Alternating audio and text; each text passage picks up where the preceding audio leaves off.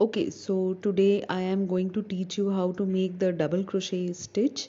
It is a great stitch and is very useful for making scarves, bags, wallets, afghans or blankets. Now I'll be teaching you two methods to when you move up or maybe when you increase the rows. One is the chain 2 method. Here this one is the chain 2 method and this is the chain 4 method. So watch along. This is going to be a detailed video. Make a slip knot as shown and chain 12. Now this is just a swatch, hence I'm making 12 chains. You can make any number of chains depending on your pattern. It works great for scarves and bags and other stuff as well. Now these chains are the base for any double crochet stitch or single crochet or even half double crochet. So you can chain as many number of chains depending on the pattern you are working on. Okay, so these are just 12 and we have to place a double crochet into the third chain from the hook. So let me just chain 12 and I'll show you in a minute how to do it. Now this is how it will look.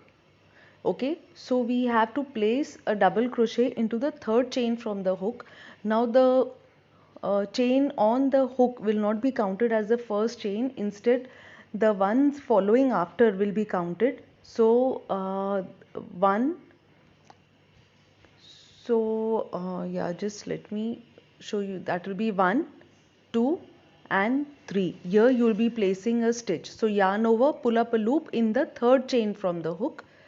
Now you will be left with 3 stitches. Yarn over, pull up 2. You will have 2 remaining. Yarn over, pull up 2. Here you've made the first double crochet, and the chain 3 in the beginning will be counted as the first double crochet. So again yarn over, pull up a loop. You'll have 3 on your hook. Yarn over, pull up 2. Yarn over, pull up 2.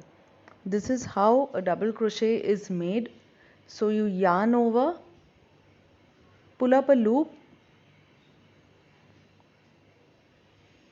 yarn over, pull up a loop. You will be left with 2. Yarn over, pull up a loop. Now this is how it is made. You will be double crocheting all the way across, and here you've made 3 double crochets, and these are the chains from the beginning where we skip 2 chains and place a double crochet into the third one. So even that will be counted as a double crochet. So okay, so I reached the end of the row, and don't forget to place a double crochet into the last remaining stitch. That is the very first chain we made after we made a slip knot. So don't forget to place a stitch there as well. So the same, yarn over, pull up a loop, yarn over, pull through 2, yarn over, pull through 2. Now let me count quickly how many double crochets we've placed in those foundation chains. This is how it will look, and let me quickly count how many do we have. Okay, we have 11 double crochets, and these turning chains are those where we skipped the 2 chains in the beginning to place a double crochet into the third one. So these 3 chains will also be counted as the first double crochet. So we have 11 double crochets plus these 3 turning chains, so total of 12 double crochets. Okay, so those turning chains will also be counted as a double crochet. Now for method 1, chain 2 and flip your work and place 1 double crochet into the very first stitch or into the same stitch. Now this is the stitch. This is where you will place your first double crochet. Now if you flip again the row 1, now this is the last chain, this is the last stitch, and this is the chain of that last stitch. So you have to place your double crochet into this stitch. So let me flip over, yarn over and pull up a loop through that same stitch. Now in this method 1, chain 2 will not be counted as the first double crochet because we are placing a double crochet into that same stitch. So chain 2 is just like moving upwards to reach the height of the double crochet. So these chain 2 will not be counted as a double crochet in method 1.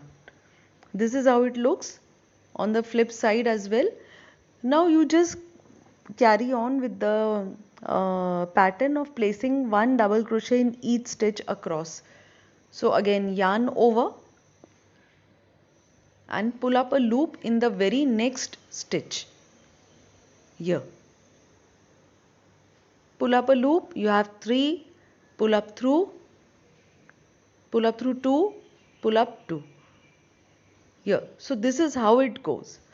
Now when you're placing double crochets in each stitch across, you have to make sure that it corresponds to the number of double crochets you made in the first row. In our case we made 12 double crochets, so we have to be sure of 12 in this row as well.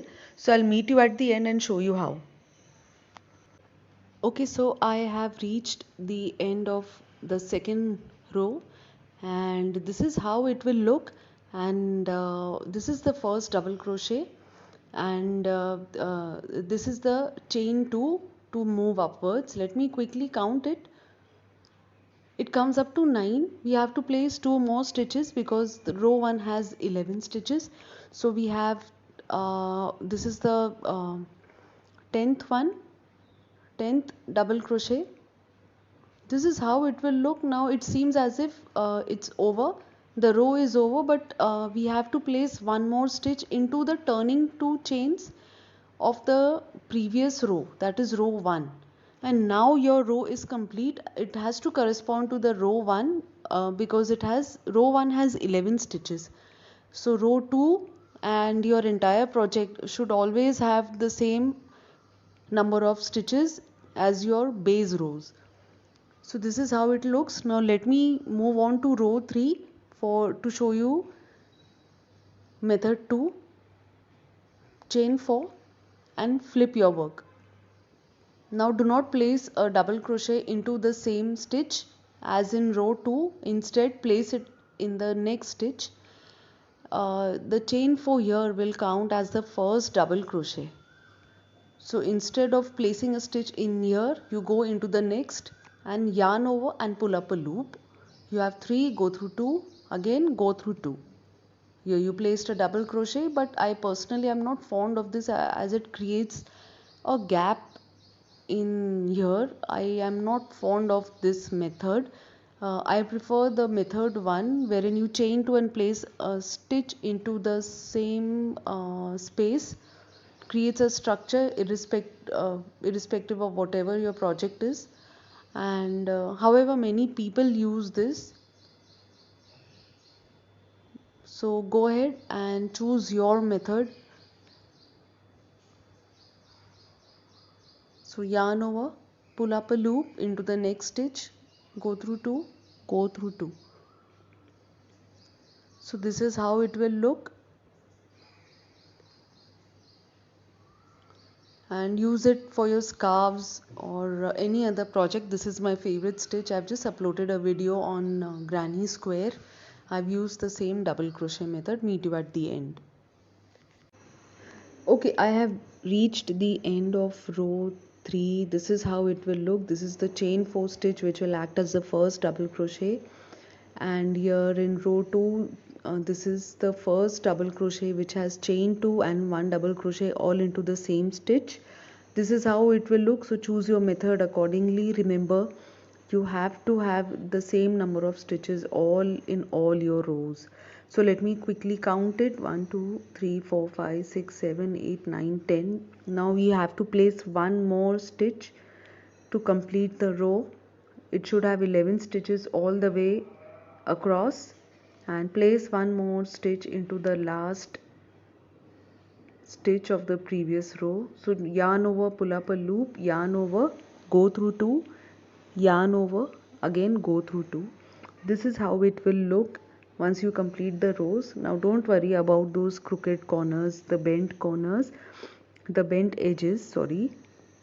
As and when your work goes up, it will start taking its shape. Just remember, you have to have the same number of stitches in all your rows.